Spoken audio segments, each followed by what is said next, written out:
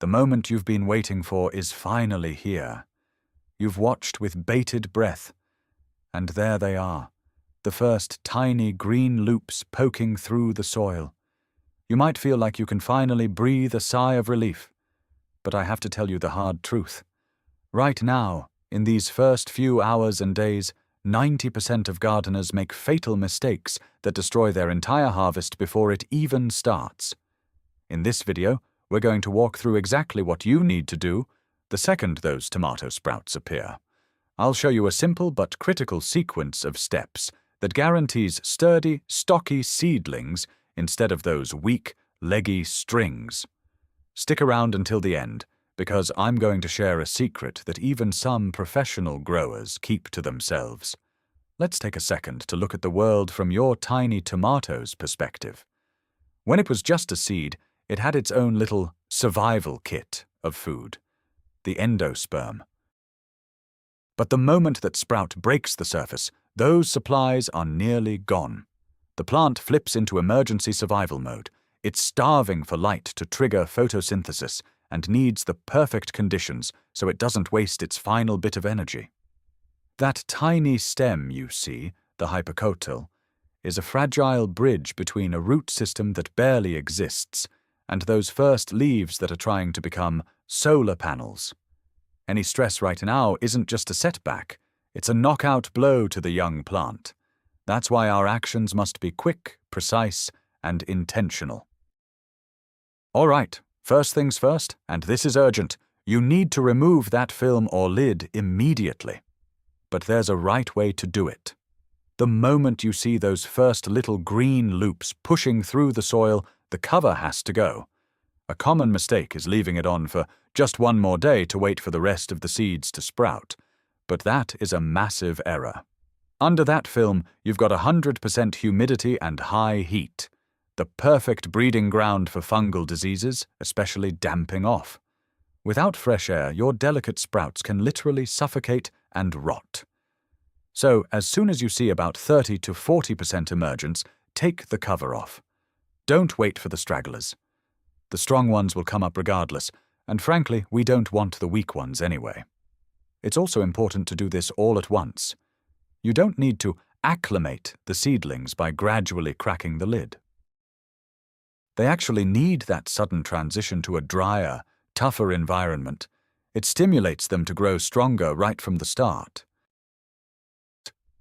Second, and just as importantly, light. It needs to be bright and constant. As soon as you remove the cover, move your seedlings directly under a light source. For the first 3 to 4 days, the lights should stay on 24/7. Why is this so crucial? Think about it. A fresh sprout has almost no root system or nutrient reserves. Its only goal is to unfurl those first leaves and start photosynthesis as fast as possible. If the light is too dim, the plant will instinctively stretch toward it. Instead of building strong roots, all its energy goes into growing a long, thin stem. You'll end up with leggy, pale seedlings that flop over the moment you touch them.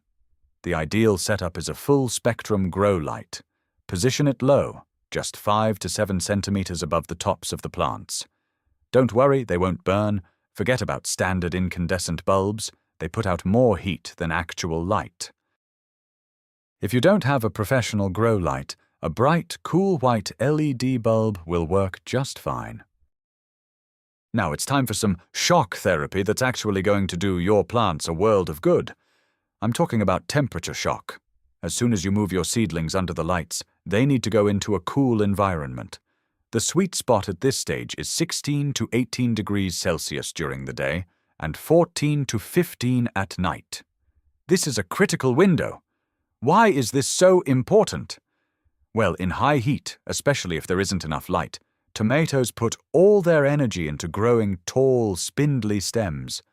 But in the cold, that upward growth slows down, and the plant shifts its focus to building a massive root system instead. It's like we're telling the plant, conditions aren't great up here, so you'd better anchor yourself deep in the soil. It's during these first few days that the foundation for the entire root system is laid. If you don't have a cool windowsill, Try moving your seedlings to a glass-enclosed balcony overnight. Just 5 to 7 days of this Spartan regime will ensure your seedlings grow up stocky, sturdy, and incredibly strong. Next, let's talk about humidity. It's important to distinguish between air humidity and soil moisture. We want humid air, not a swamp in the tray. Once you remove the plastic cover, the humidity levels drop quickly, which can stress those delicate new leaves. But whatever you do, don't try to compensate by overwatering the soil. Soggy soil and cool air are the perfect conditions for damping off. That's when the base of the stem turns black and withers, and the plant simply collapses. At that point, there's no way to save it. Your goal is to keep the soil lightly damp, but never wet. In fact, the surface should dry out between waterings. This doesn't just prevent disease, it actually encourages the roots to grow deeper as they search for moisture. If you need to raise the humidity, try placing a bowl of water near your seedlings or lightly misting the air around them. Just be careful to mist the air, not the plants themselves. When is the right time for that first watering? The golden rule here is simple. Don't rush it. Usually the soil you used for sowing is moist enough to sustain your seedlings for their first few days of life. You should only water for the first time once the top half-inch of soil feels noticeably dry. A quick finger test is all you need to check. When you do water, be incredibly gentle. You don't want to wash away the soil or flatten those delicate stems. A needleless syringe, a small bulb, or a pipette is perfect for the job. Instead of pouring water directly onto the roots, aim for the edges of the container or between the rows. Finally, let's talk about the water itself. It should be soft, settled, and at room temperature, or even a few degrees warmer. Cold tap water is a total shock to the root system and a fast track to plant disease. This next step might seem a bit harsh, but it's absolutely essential. It's time to assess your seedlings and perform a ruthless culling. Nature always provides more than we need, and the truth is, not every seed is destined to thrive. Take a close look at your sprouts. You'll notice some are strong and straight, with healthy, wide-open leaves. Others, however, will look weak, stunted, or deformed. Some might even be struggling to shed their seed coat, what gardeners often call helmet heads. You need to get rid of these weaklings immediately and without hesitation. Don't feel sorry for them or hope they'll eventually catch up. They won't. All they'll do is steal light, water, and nutrients from their healthy neighbors while potentially inviting disease into your garden. To avoid damaging the roots of your strong plants, don't pull the weak ones out. Instead, simply snip them off at the soil line using a small pair of scissors. Now for a simple yet incredibly effective trick: seedling gymnastics. All you have to do is rotate your containers. You see, even under the best grow lights, light isn't perfectly even, so plants naturally lean towards the strongest source or the window. If left alone, the stems will start to bend, and that's a tough habit to break later on. To prevent this, follow one simple rule. Rotate your trays 180 degrees every single day. If you do it in the morning today, switch to the evening tomorrow. This constant shift forces the plants to adjust and straighten up, which builds a much thicker, sturdier stem. Think of it as a daily workout for your tomatoes. It gives them perfect posture from day one, so they don't end up weak and lopsided. Make this a habit, and your seedlings will always stand tall and strong, like little soldiers in a row. Let's start by building a first line of defense against the biggest threat to your seedlings: damping off. As we've discussed, this fungal disease thrives in cool, damp conditions. It lives in the soil and attacks the base of the stem, the most vulnerable part of any young plant. To keep our tomatoes safe, we need to create a surface layer that stays dry and acts as a natural antiseptic. Here are two time-tested methods used by experienced gardeners. The first is using heat-sterilized river sand. After your first watering, once the top layer has settled slightly, sprinkle a thin layer of sand, about 2 or 3 millimeters, over the surface. The sand ensures that moisture doesn't sit around the base of the stem. The second method is even more effective, a 50-50 mix of wood ash and sand. The ash not only keeps the surface dry, but serves as a powerful antiseptic, while also providing essential potassium and trace minerals. Think of this top dressing as a reliable suit of armor for your seedlings. Roots don't just need water, they need air too. That's why our next step is soil aeration. After watering, especially if your soil is quite dense, a crust can form on the surface. This crust blocks oxygen from reaching the roots, which stunts their growth and can even cause them to rot. Simply put, roots need to breathe. To prevent any issues, you should gently loosen the soil from time to time. We won't be using a garden hoe, though. A simple wooden toothpick is perfect for the job. About a day after watering, once the soil has dried out a bit, carefully loosen the top layer, going no deeper than a centimeter. Just make a few shallow pricks and light movements, being extra careful not to disturb the delicate roots and stems. This simple step breaks up the crust, improves airflow, and ensures your roots grow strong and healthy. The first 3 or 4 days of round-the-clock lighting are officially behind us.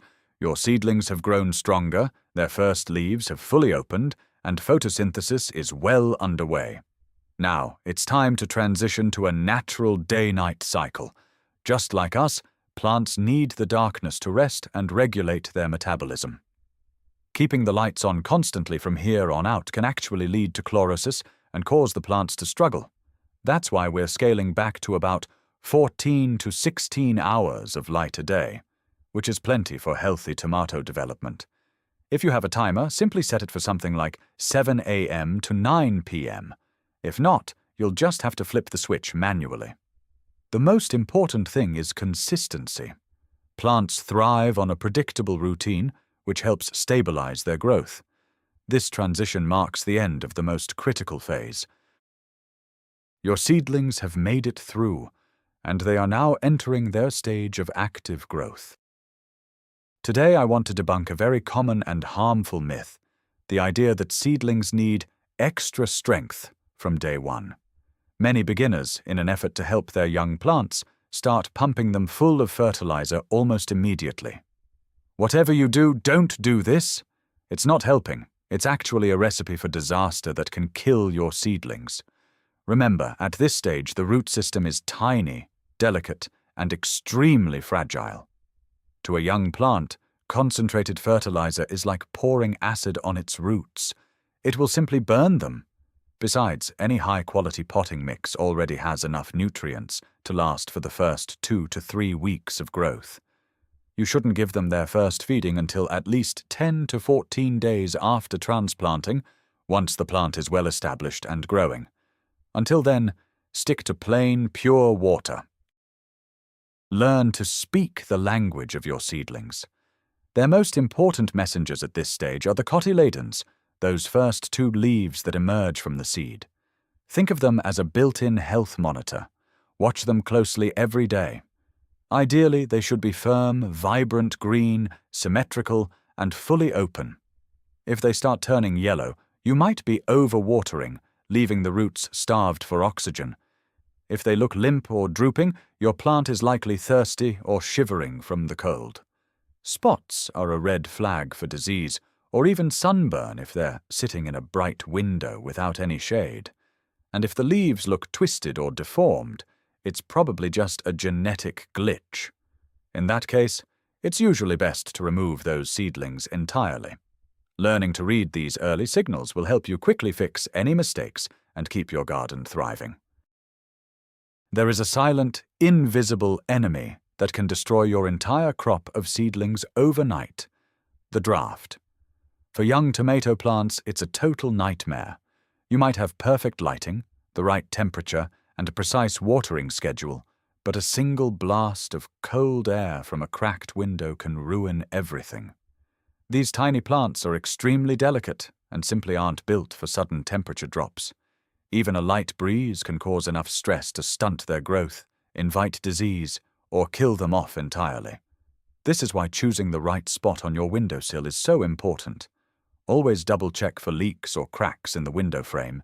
If you need to air out the room, move your seedlings away first or cover them with something thick. The best approach is to open a window in an adjacent room. This lets fresh air circulate gradually without creating a direct, icy current. Protecting your plants from drafts isn't paranoia. It's a non-negotiable step for growing healthy, strong seedlings. Let's talk about personal space and debunk the myth of the happy family, all living in one container. Even if you spaced your seeds out initially, as soon as they sprout, a fierce competition for light begins. The plants in the center will always get less sun than those on the edges. They'll start to stretch upward, shading each other out and making the problem even worse. And it's not just about light. They're also fighting for nutrients and water in the soil. That's why, even if you're planning to transplant them later, you have to thin out crowded seedlings as early as possible. Aim for at least 2 centimeters of space between each one.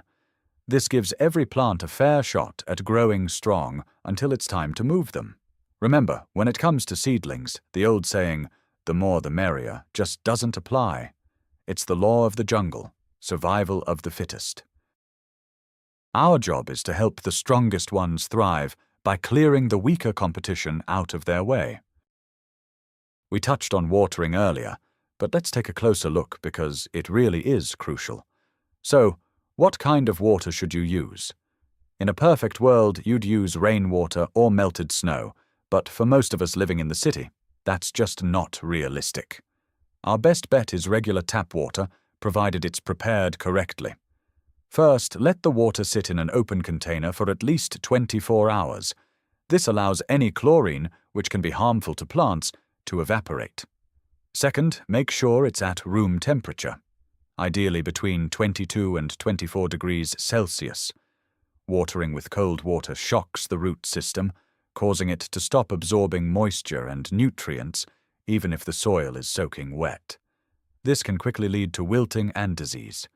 If your water is too cold, you can easily warm it up by adding a little boiling water until it reaches the right temperature.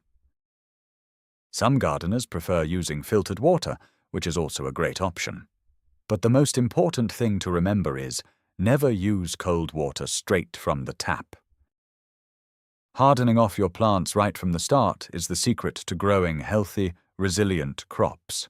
However, you need to be very careful in the beginning. It all starts with gentle ventilation. Once your seedlings have established themselves, usually about 5 to 7 days after sprouting, it's time to introduce them to a bit of airflow. This simple step helps strengthen their stems, making them much more robust. But remember, direct drafts can be lethal at this stage. So, how do you handle it safely? It's actually quite simple. Avoid opening the window right where your seedlings are sitting. Instead, open a window in an adjacent room for 10 to 15 minutes. This allows the air to circulate throughout the house without hitting your delicate plants with a direct blast of cold. As they grow, you can gradually increase the ventilation time. Another great trick is to use a small fan. Set it on its lowest pulse at the far end of the room. You're looking for a gentle whisper of a breeze, not a gale force wind. This kind of training prepares your seedlings for their future life in a greenhouse or the open garden, where air movement is simply a part of nature. It might seem like a minor detail in the grand scheme of things, but trust me, your future self will thank you. I'm talking about keeping track of your varieties. Whatever you do, don't lose those labels. If you're like most gardeners and growing a few different types of tomatoes, it's vital to know exactly what is growing where from day one. Why? Because every variety has its own personality. Some grow tall and leggy, while others stay short and bushy. Some crave direct sunlight, while others are more shade-tolerant. They don't all sprout at the same time either. If things get mixed up, it becomes nearly impossible to give each plant the specific care it needs. And once it's time to move them into the ground, that's when the real headache begins. So, if a tag falls out or the writing on a cup starts to fade, don't put it off. Fix it immediately while you still remember which is which. This simple bit of prep will save you a world of stress and time down the road. Now, let's talk a bit about the psychology of gardening. Specifically the urge to overlove your seedlings. This is something almost every beginner struggles with. We've waited so long for those first sprouts to appear that now we're ready to fuss over them 24/7. We water them 3 times a day, constantly poke at the soil, move them from place to place, and even check on them with a flashlight in the middle of the night, just to see how they're doing. Stop right there! Smothering your plants often does more harm than good. Every time you touch a delicate stem, it causes micro-stress to the plant. Every unnecessary watering is an invitation for root rot. Understand that at this stage, the best thing you can do is set up the right environment, as we discussed, and then just step back. Let them develop in peace. Your job is to be a wise gardener, not a helicopter parent. Sometimes the most helpful thing you can do is stay out of nature's way. Give them some space to grow. If you've taken the right first steps, your seedlings should look vibrant and sturdy, deep green and not at all leggy. So what's next? It's time to get ready for the next major milestone. The key sign to look for is the appearance of the first pair of true leaves. You'll see these serrated leaves emerging from the growth point right between the 2 initial seed leaves. Once these true leaves are roughly the same size as the seed leaves, it means the plant has fully transitioned to photosynthesis and is now beginning to feed itself. By this point, the root system is already well developed, signaling that it's almost time for transplanting, or moving your plants into their own larger containers. This is also when you can start thinking about a first, very light feeding, but we'll save that for another discussion. The most important thing is that you've successfully guided your plants through their most vulnerable, infant stage. And finally, here is the big secret I promised you at the start. It's incredibly simple, yet it's the key to everything. Success at this stage isn't about any single action.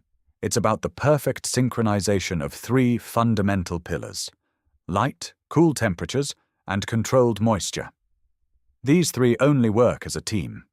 If you provide plenty of light and keep the air cool but overwater, you'll likely run into damping off or root rot. If you have great light and careful watering, but keep your seedlings too warm, they'll still stretch and become leggy. And if it's cool and dry but there isn't enough light, you'll end up with pale, weak plants that simply can't photosynthesize. The real magic happens in the balance: intense light, a cool environment, and letting that top layer of soil stay dry.